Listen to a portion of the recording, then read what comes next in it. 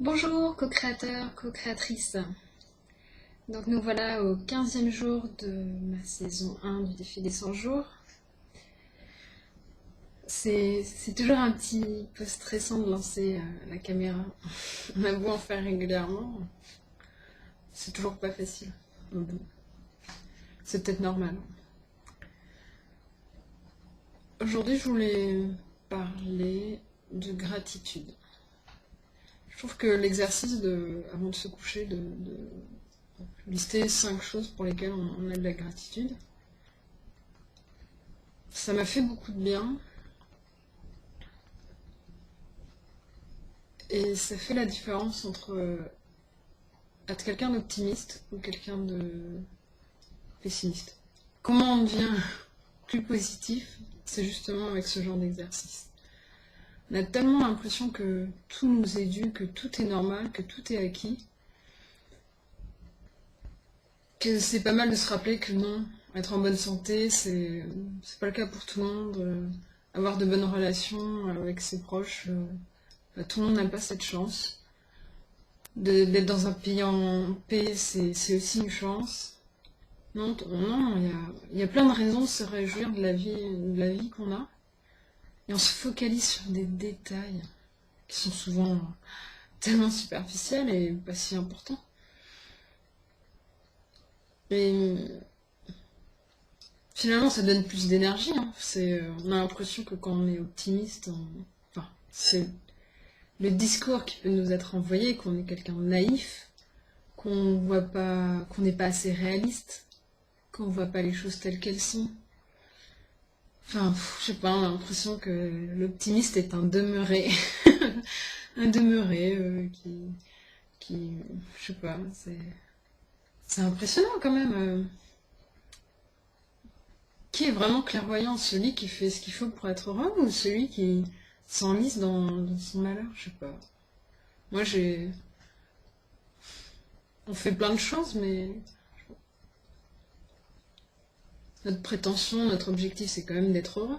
Peu importe le moyen qu'on trouve pour l'être, c'est d'être heureux, que nos proches le soient, et puis c'est tout. Je sais pas, est-ce que j'ai besoin d'avoir raison? Je crois pas, je m'en fous. Je m'en fous si. Je m'en fous. C'est pas important. Qui a raison?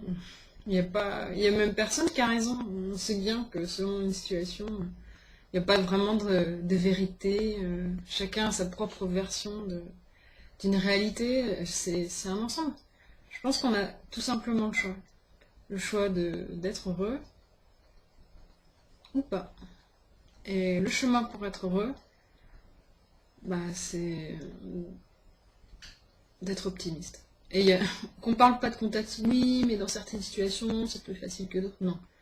Moi j'ai vu des reportages, des gens qui étaient capables d'être heureux dans des situations tout à fait extrêmes. Donc non, c'est un état d'esprit, c'est tout. Point barre. Il y a pas, on a l'impression que ça vient forcément de l'environnement, de l'extérieur. Que faut devenir responsable de sa vie et se dire que nous décidons d'être heureux ou pas. C'est tout. Alors après, c'est plus facile quand on a des modèles de gens heureux, de gens optimistes, de gens qui fonctionnent bien, ou qui fonctionnent comme on voudrait fonctionner. Mais pourtant, c'est vrai que je sais plus où j'ai lu ça. C'était peut-être dans une des interviews de Lilou, qu'on passait plus de temps à étudier la maladie, le malheur, la dépression, tout ce qui est négatif, hein. Et finalement, on passait pas beaucoup de temps sur l'étude de la santé, du bonheur, de... Qu'est-ce que je m'en fous de savoir comment on devient malade? Je veux savoir comment être en bonne santé, comment je fais pour être bien dans ma vie. C'est curieux. Et c'est vrai que c'est difficile de communiquer avec ça. On sait que nous, ça nous fait du bien de faire cet exercice de gratitude. Et le communiquer aux autres, genre, tu devrais le faire, vas-y, ça va te faire du bien. On a l'impression que c'est anecdotique. Ouais, bon, qu'est-ce que ça va changer? Si, ça change tout. Ça, ça permet de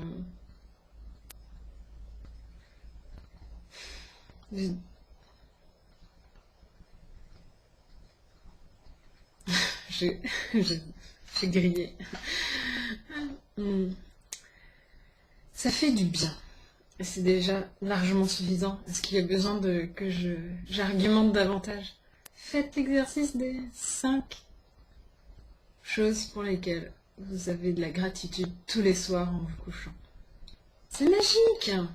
On voit la vie devient plus agréable. Je vous souhaite une bonne journée et à bientôt.